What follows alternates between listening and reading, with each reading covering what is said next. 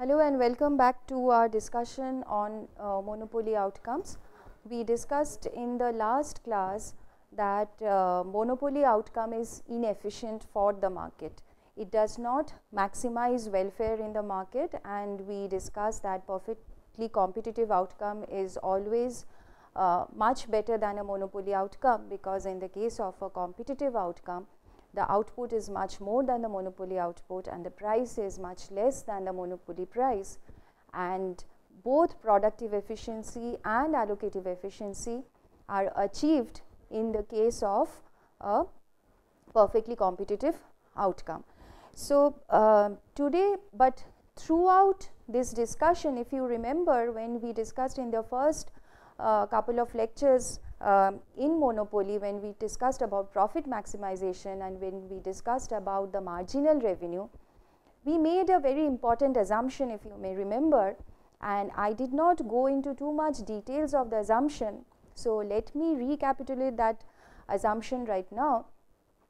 I said that when we are discussing about marginal revenue and when we are talking about the output effect and the price effect, there is a very important assumption we are making, and that assumption is when the monopolist has to reduce the price because he is increasing the amount of output in the market, he has to reduce the price for all the consumers. It does not happen that he gets to charge a higher price to the consumers who are high up on the demand curve.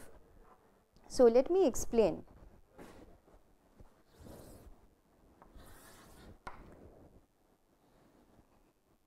So, if this is the demand curve and this is the marginal revenue curve,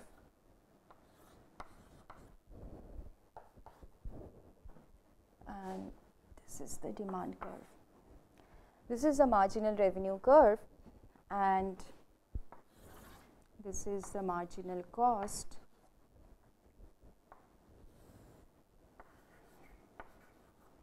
This is the monopoly output and monopoly price. So, here we discuss, so this is the equilibrium. So, this is the equilibrium for the monopolist, but here the assumption is when he is producing output of Qm, he has to charge this price Pm to all the consumers who are here. So, we know on the demand curve there are some consumers who are high up on the demand curve who are willing to pay a very high price for the product. They are willing to pay very high price for the same product. So, when the monopolist is charging a price of Pm, these consumers over here who are getting to stay in the, who are getting the product from the market, they are having to pay a price which is less than their willingness to pay, because Pm is less than every consumer's willingness to pay, except the last consumer whose willingness to pay is exactly equal to Pm. So, that is the reason that this consumer surplus stays in the market, and these buyers actually get a consumer surplus out of buying the product from the monopolist. So, now what happens if we relax this assumption? What happens if we say that since monopolist is the only single seller in the market, also we know that the monopolist knows what the demand curve is. So, now assume that the monopolist knows what is there in every point of the demand curve. He knows who all are the buyers who are willing to pay these prices on this demand curve. If that is possible, if that situation is possible, and say the monopolist is able to charge a price that each of them is willing to pay, since he is the only seller in the market, so it is possible for him to actually charge different prices to different buyers. So, say he knows by the look on the face of the buyer that this person is willing to pay a higher price for the product that I am selling than the next person. So if such a situation is possible, then he gets to charge prices. So if that is possible, for the first unit, he is going to charge this person very high P1, say. The next unit, the next person is, or say the next few people, they are willing to pay P2. So the next person is, for next few people are willing to pay, say P3. So he gets to, he say for example, he is a single seller in the market, he knows the market and his consumers through and through, and he knows how much each one is willing to pay, and he charges those prices to each of these buyers. In that case, what is his revenue? In that case, what he gets is, he gets P1. So basically what he gets, his revenue in that case is this entire amount he gets, then the P2, Q2, then say P3, Q3. So this way he is going to get the entire revenue is his. So he gets to charge each and every person. So the entire amount, that is entire revenue in the market, is this entire area. Now the next question is, so the last person, so nothing changes for the last person because he was willing to pay PM and he is having to pay PM. So two things are happening here. So the first question is, what is happening to the consumer surplus that we drew in the previous class? This was the consumer surplus. In the previous class, we drew that this is the consumer surplus in case of a monopoly outcome. And we said that, I don't remember what colors I used, but let me draw a new one. And we said that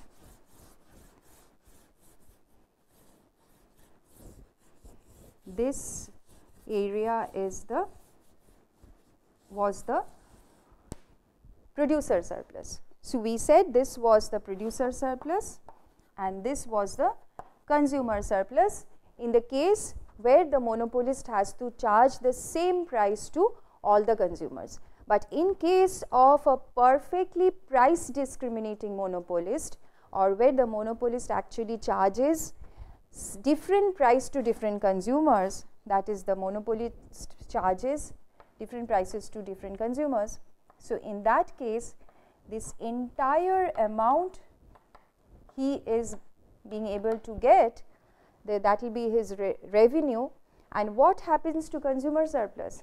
Now consumer surplus then gets wiped off. So the consumer surplus now gets wiped off because no one gets anything. So no consumer gets any surplus because every consumer is having to pay what he is willing to pay. So hence this entire area becomes the producer surplus. So this entire area becomes the producer surplus. And in case you are wondering what is this area, this is basically his cost, marginal cost. This is his marginal cost. So this part is what he is spending to produce the output. This is his expense. So the producer surplus is the blue area. Now my next question is, so in case of a price discriminating monopolist, we understand that the monopolist is basically eating away the entire consumer surplus. But my question here is he then going to produce QM?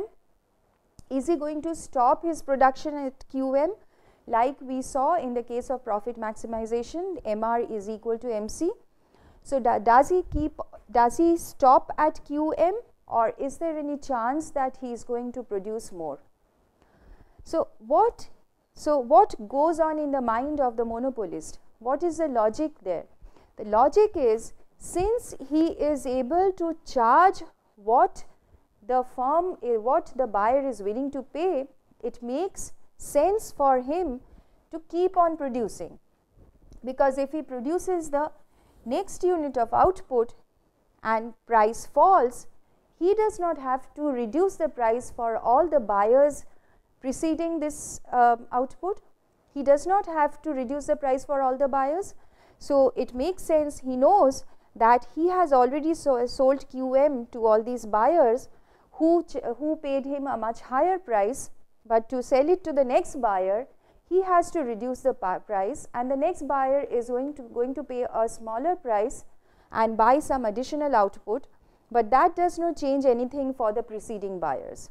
So he is going to sell the next unit of output, and he keeps on selling. It makes sense for him to keep on selling till he reaches the point where marginal cost intersects the price line. So what is this equilibrium? So what is this point? This point is the same as the perfectly competitive equilibrium, and the output that he produces here, which is the perfectly competitive output,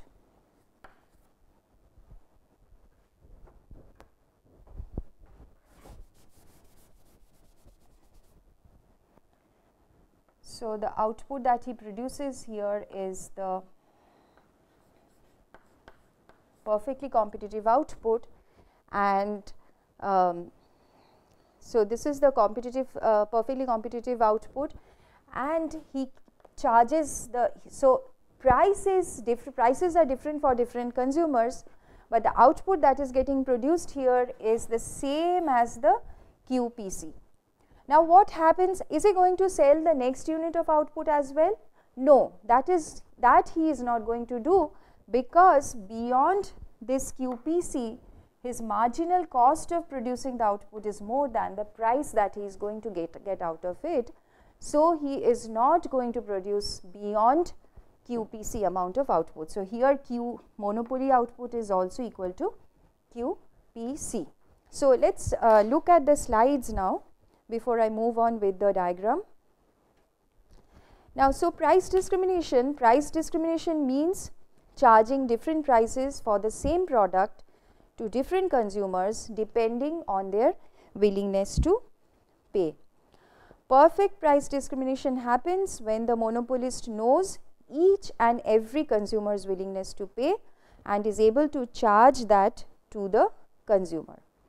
Now, entire consumer surplus is wiped out by the monopolist in this case, but like perfect competition, total welfare in the market is maximized in the case of the price discriminating monopolist, and there is no deadweight loss. Now, let me explain a little bit about the last 2 points that we have discussed here.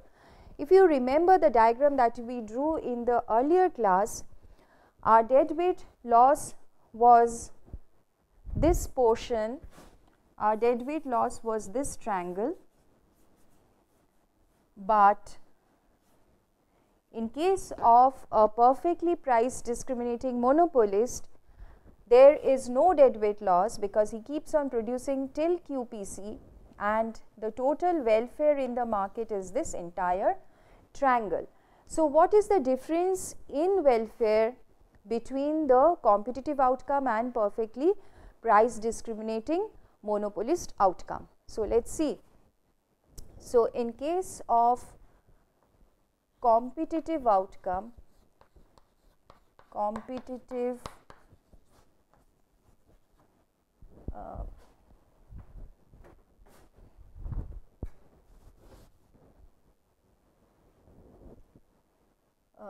in case of competitive market, you have total welfare is equal to producer surplus plus consumer surplus. Let me write here C for competition, and this is price in case of competition, and Q, let me call it QC. So, in case of in a case of competitive outcome, let me now name the triangles. Say this is E, this is A, B. So, in case of total welfare, in case of competitive outcome, producer surplus is this triangle BPCE,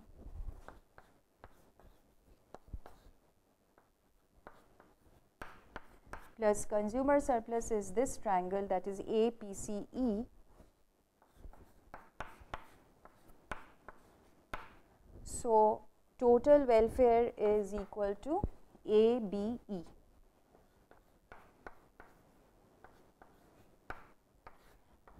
Now, what happens in case of the monopolist? In case of monopoly,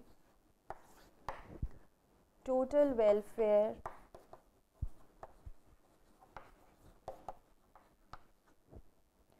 is equal to producer surplus plus, let me write producer surplus in case of monopolist.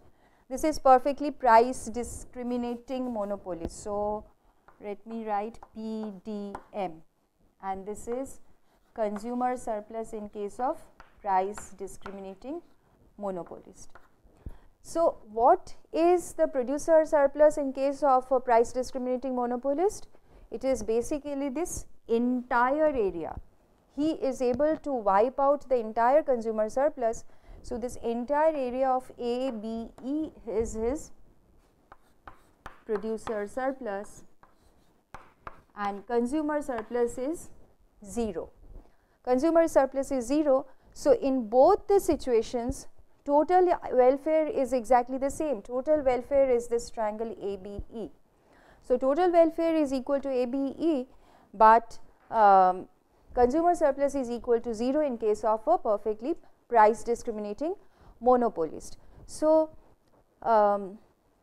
should that make any difference? So, the next question is, should that make any difference, because total welfare in the economy is still the same in both the cases, because our allocative efficiency is achieved, because this is the outcome is exactly same as the competitive outcome. So, both are productive and allocative efficiencies are achieved, because every buyer is paying what he is willing to pay, and for that unit of output he is and finally the producer is producing till the point where price is equal to the marginal cost. So, productive and allocative efficiency is achieved in this situation. The only difference is, if in the eyes of the economy there is difference between the producer and the consumer, then probably there is difference between the two outcomes. But if we do not differentiate between a producer and a consumer, but in that case total welfare is the same in the case of price discriminating monopolist as in the case of the perfectly competitive outcome. So, now this is price discriminating monopolist. So, so at least in the case of price discriminating monopolist there is no deadweight loss. So, we know that monopoly outcome is not as good as the competitive outcome, but at least price discriminating monopolist outcome is better than the monopoly outcome, and it is close to the competitive outcome in the sense that the total surplus for the economy still remains the same. Now, does price discrimination happen in the real world? So, we have said here that the monopolist knows each and every buyer's willingness to pay, but is that possible? No, that is perfect price discrimination is not possible in the real world, because no buyer is going to reveal his real preferences to the buyer, to the seller. He is not going to say that yes, I really want your product and I am going to pay as high a price as this. So, it is not possible for a seller to actually know the exact willingness to pay of each and every buyer, but there are ways in which the sellers basically figure out the willingness to pay of different categories of consumers. So, say perfect price discrimination is not possible in the real world because the buyers do not reveal their true willingness to pay. However, firms can categorize buyers on the basis of some observable traits and price discriminate. So, let us take some examples. Say for example, the intertemporal price discrimination. So, price discrimination, intertemporal price discrimination can happen. When does intertemporal price discrimination basically means that the seller is discriminating across different time of selling the products. Say different prices of movie tickets for different show timings. Now, the assumption of the seller is the busier people are richer people and who have better willingness to pay for say movie tickets or entertainments, but they cannot come in the morning during the weekdays, during the morning hours when they are working. So, it is better to charge higher prices in the evening shows when these busy people who are basically earning people will turn up for the movies. And the morning timings, morning show timings, afternoon show timings are for people who are usually either students or retired people or homemakers who do not have such high level of income and probably lesser willingness to pay or lesser ability to pay.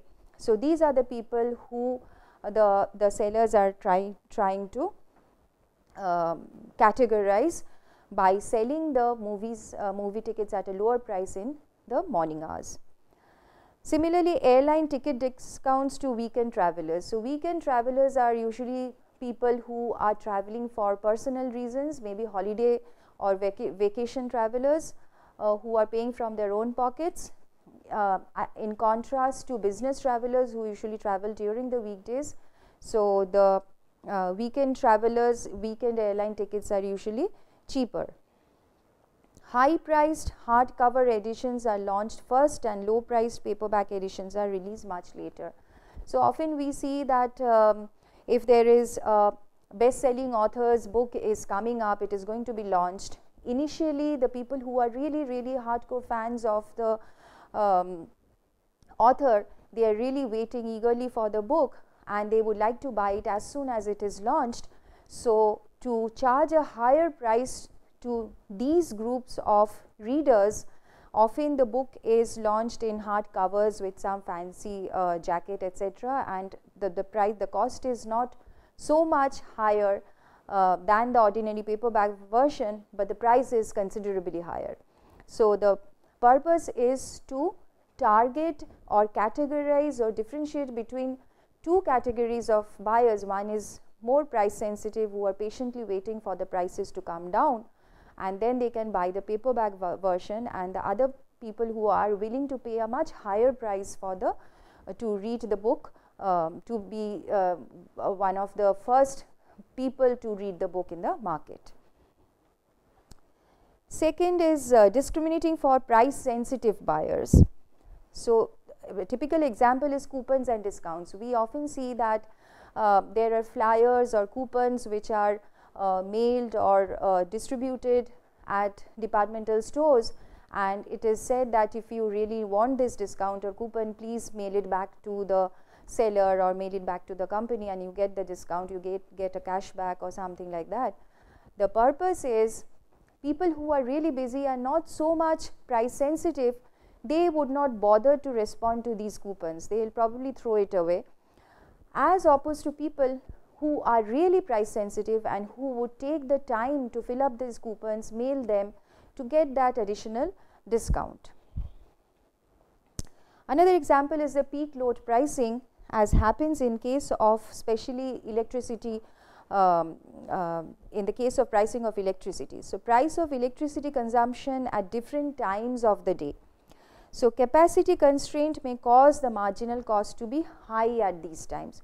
So, this is slightly different from the examples that we have taken in the earlier in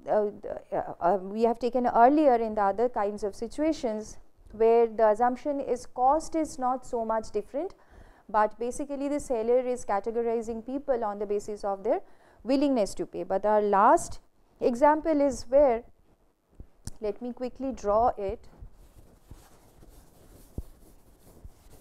The last example is kind of interesting, that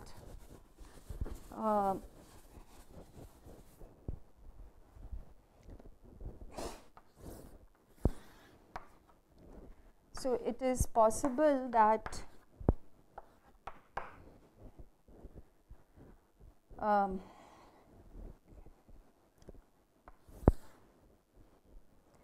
so at